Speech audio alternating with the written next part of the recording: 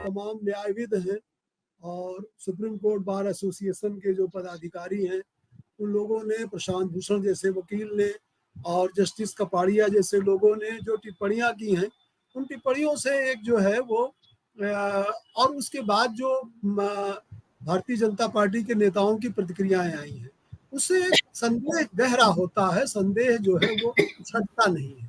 तो इसलिए न्यायपालिका की जो निष्पक्षता है, न्यायपालिका के साथ जो सेपरेशन ऑफ पावर जो मेरे ख्याल से 1781-84 में मॉन्टेस्क्यू जो फ्रांस का बहुत बड़ा विचारक था, उसने जो है स्पिरिट ऑफ लॉ में जो सेपरेशन ऑफ पावर का सिद्धांत प्रतिपादित किया था। और उस तरह से जो है वो एक हमारे जो संविधान के या सरकार के जो 3 अंग बनाए गए हैं, उनके बीच में एक मर्यादित दूरी होनी चाहिए। और विशेषकर जब न्यायपालिका का सवाल हो और जब इस समय तमाम तरह के जो है वो संदेह और एक तरह से पक्षधरता का वातावरण देश में बना हो, तब इन चीजों से मुझे लगता है कि जो है वो बचना चाहिए था। इस मर्यादा से लोगों के मन में तमाम दलित, पिछड़े तमाम समूहों ने भी ट्वीट किया है कि जो भारत के संविधान का जो धर्मनिरपेक्ष स्वरूप है, उस पर संदेह होता है। न्यायपालिका से जो धर्मनिरपेक्ष निर्णयों की जो आशा बनती है, उस पर संदेह होता है। और निश्चित तौर पे निजी तौर पे कोई सबके आस्था का सवाल है और सब कहीं ना कहीं पूजा पाठ धार्मिक क्रिया करते हैं। और मैं तो गांधी को पढ़ता रहता हूँ। गांधी ने हिंद स्वराज में बहुत साफ तरीके से कहा है कि ये धार्मिक देश है, इस देश को आप जो है वो धर्म से पूरी तरह से मुक्त नहीं कर सकते। लेकिन उन्होंने भी लगातार लिख के, बोल के, कह के जो संस्थाएं हैं उन पर किसी एक धर्म का जो है वो अतिरिक्त प्रभाव होने से रोका था। और ये इस बात को नेहरू जी ने इंश्योर करने की कोशिश की, इस बात को गांधी जी ने की। गांधी जी ने सरदार पटेल को भी रोका था कि आप जो है वो सोमनाथ मंदिर के कार्यक्रम में मत जाइए और उसके निर्माण के लिए जो है वो सरकारी कोष से धन मत दीजिए। ये बाकायदा उन्होंने उनको पत्र लिख के रोका था। तो ये चीजें एक जो हमारे देश के जो संस्थापक थे, जो निर्माता थे, उन्होंने किया। ये कोशिश हमारे मौजूदा प्रधानमंत्री की रहती है कि कहीं ना कहीं जो राज्य है और जो बहुसंख्यक धर्म का जो क्रियाकलाप है, उसकी जो संस्थाएं हैं, उससे एक दूरी बनाए, उससे एक दूरी बरते। अब ये जो है वो इस समय जबकि न्यायपालिका से सबकी बड़ी आशा है और जस्टिस चंद्रचूड़ ने, डीवाई चंद्रचूड़ ने जो एक पूरा ट्रैक रिकॉर्ड शो किया है, उससे भी लोगों को बहुत उम्मीद बनी है कि हमारी न्यायपालिका में जो निष्पक्षता संदेह के घेरे में थी वो बहाल हो रही है। और जनता को संविधान के मूल्यों में आस्था जनता की उत्पन्न हुई है। चुनाव में जनता ने संविधान को मजबूत बनाने का जनादेश दिया। न्यायपालिका के भी कई आदेश, संविधान का भी बुलडोजर का जो आदेश आया या जो है इलेक्टोरल बॉन्ड का जो आदेश आया, लेकिन बहुत सारे मुकदमे हैं। आज ही एक अखबार ने जो खबर लगाई है, जिस खबर के भीतर इस चित्र को दिया है, वो खबर अपने आप में गजब है।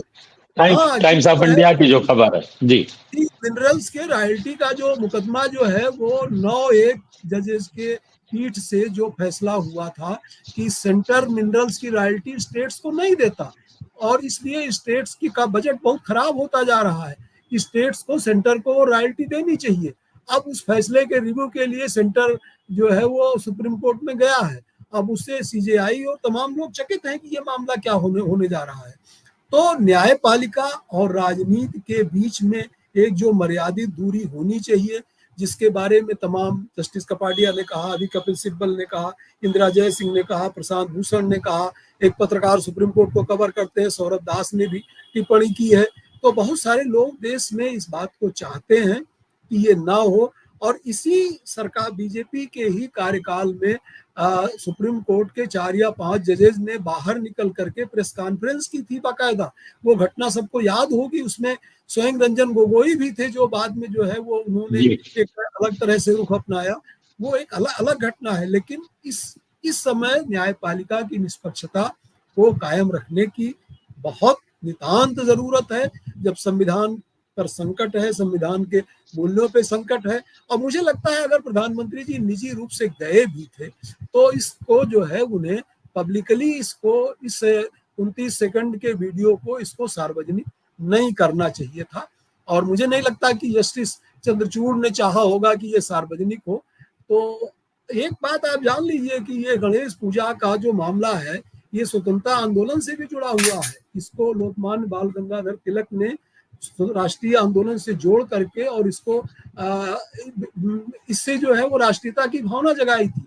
जिस राष्ट्रीय आंदोलन से राष्ट्रीय स्वयंसेवक संघ ने अपनी बहुत जो है वो एक तरह से डिस्टेंस कायम किया था, और इसके गणेश पूजा के उत्सव को बंगाल तक ले गए थे। जो है वो तिलक महाराज एक बार बंगाल तक भी गए थे, लेकिन वो फ्रीडम मूवमेंट की स्पिरिट से जुड़ी हुई बात थी।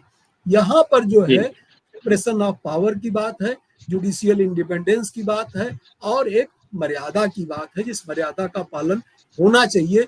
अब इससे क्या मैसेज देने जा रहे हैं, हिंदू राष्ट्र का मैसेज देने जा रहे हैं, या न्यायपालिका की निष्पक्षता जो है वो कुछ ऐसा है नहीं, या जो हिंदू मुस्लिम पोलराइजेशन जो डिबेट चल रही वो मैसेज देना जा रहे हैं। मेरे पास कोई इसका बहुत स्पष्ट या कुछ बहुत साफ तरीके से कहने के लिए कोई प्रमाण नहीं है, लेकिन संदेह का वातावरण निर्मित हुआ है, और ये ना तो संविधान के हित में है, ना संवैधानिक मूल्यों के हित में है, ना न्यायपालिका की गरिमा के हित में है, और ना लोकतंत्र के हित में है। इससे बचा जाना चाहिए हमारे सर्वोच्च पदाधिकारियों को।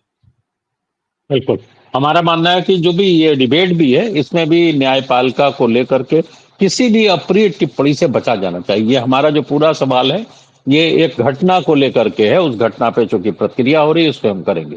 अनिल जी, मैं आपके पास पहले आऊंगा, क्योंकि